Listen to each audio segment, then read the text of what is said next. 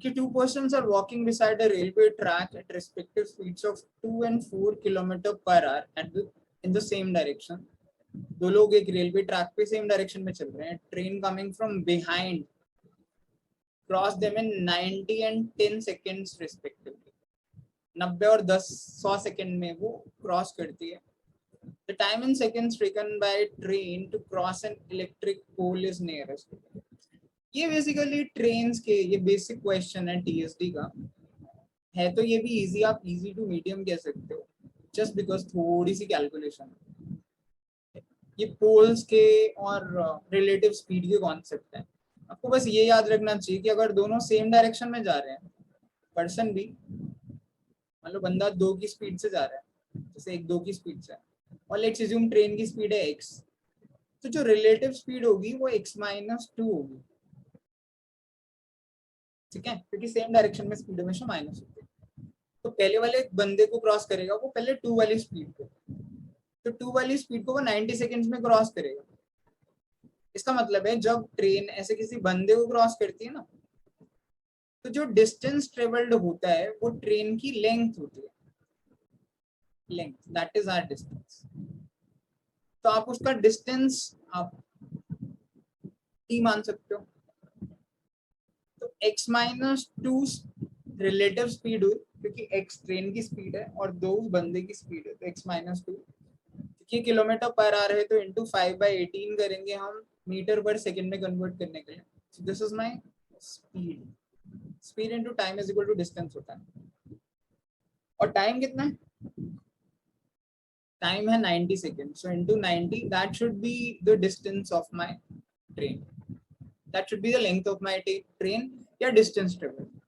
Same तरीके से जब वो 4 वाले को क्रॉस करेगा तो x-4 ये किलोमीटर पर आवर में है, इसको 5/18 करेंगे तो ये मीटर पर सेकंड में चेंज हो जाएगी. इनटू जो हमारा टाइम है वो 100 सेकंड्स है, that is also equal to the distance. Basically distance is equal to speed into time ही कर रहे हैं हम. जब भी ऐसे ट्रेन मान लीजिए किसी बंदे को क्रॉस कर रही है, मान लीजिए ये बंदा यहाँ है, तो उस बंदे की कुछ विड्थ नहीं होती है. तो जब ट्रेन क्रॉस करेगी तो ट्रेन ऐसे पहुंच जाएगी. अगर ये मेरा आदमी है तो आदमी जैसे लग नहीं रहा बट एज्यूम करिए पोल है, आदमी है, तो जो डिस्टेंस ट्रेवल्ड होता है वो ट्रेन की लेंथ ही होता है, that is equal to distance. और जो स्पीड होती है वो इन दोनों की रिलेटिव स्पीड होती है. अगर ये बंदा खड़ा है तो ट्रेन की स्पीड ही मानी जाएगी, लेकिन अगर ये चल रहा है 4 की स्पीड से और ट्रेन x की स्पीड से, तो जो टाइम जो स्पीड है रिलेटिव वो x-4 होगी. दोनों की स्पीड का डिफरेंस. ऑब्वियसली ट्रेन फास्ट चल रही है इसलिए ट्रेन की स्पीड में से बंदे की मैन की स्पीड माइनस होगी. और जो टाइम लग रहा है, मतलब ये 5/18 हम कर रहे हैं ताकि मीटर पर सेकंड में आ जाए क्योंकि टाइम हमारा सेकंड में है. और जो टाइम लग रहा है ना 100 सेकेंड्स, वो किस लिए लग रहा है? ताकि ये डिस्टेंस ट्रेवल हो सके ट्रेन की लेंथ का. That is the concept. अब अगर आप इन दोनों को इक्वेट कर दे क्योंकि दोनों डिस्टेंस ही है, हम डायरेक्टली भी ये सब लिख सकते थे यार, ऐसी कोई बात नहीं थी. मैं इसको एक ही साथ भी लिख सकता था. यहीं पे लिख देता हूँ दिस वाला पार्ट, सिर्फ समझाने के लिए इतना सब कॉन्सेप्ट हम यूज कर रहे हैं. 5/18 कट जाएगा, ये 0 से 0 कट जाएगा.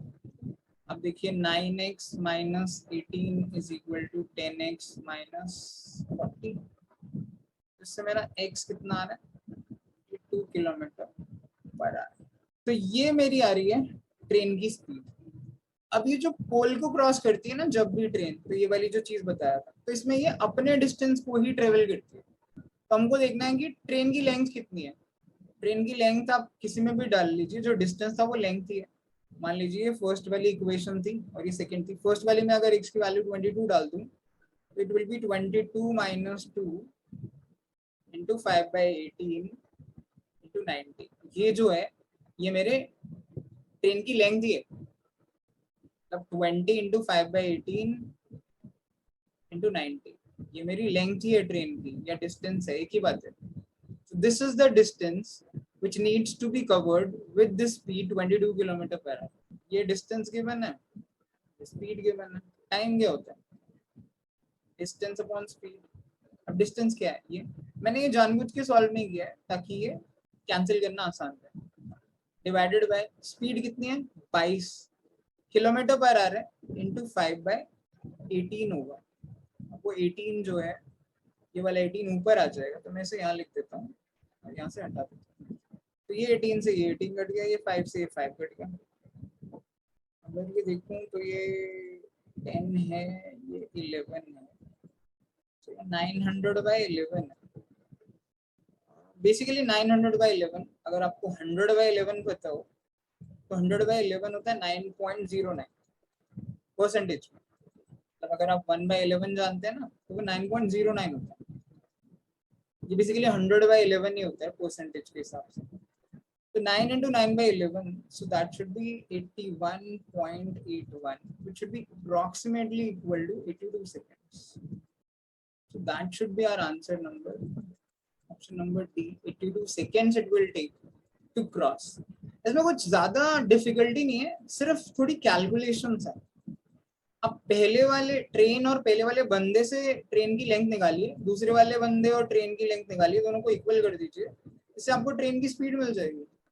ट्रेन की स्पीड मिल गई तो आपको ट्रेन की लेंथ भी मिल जाएगी, किसी इक्वेशन में स्पीड को डाल दीजिए।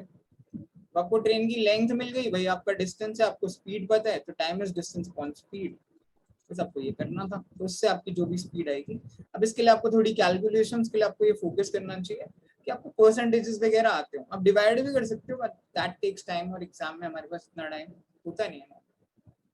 So you can call it a medium level question, लेकिन ये बहुत आसानी से किया जा सकता था 1.5 मिनट्स के अंदर अंदर इन योर एक्चुअल कैटेगरी।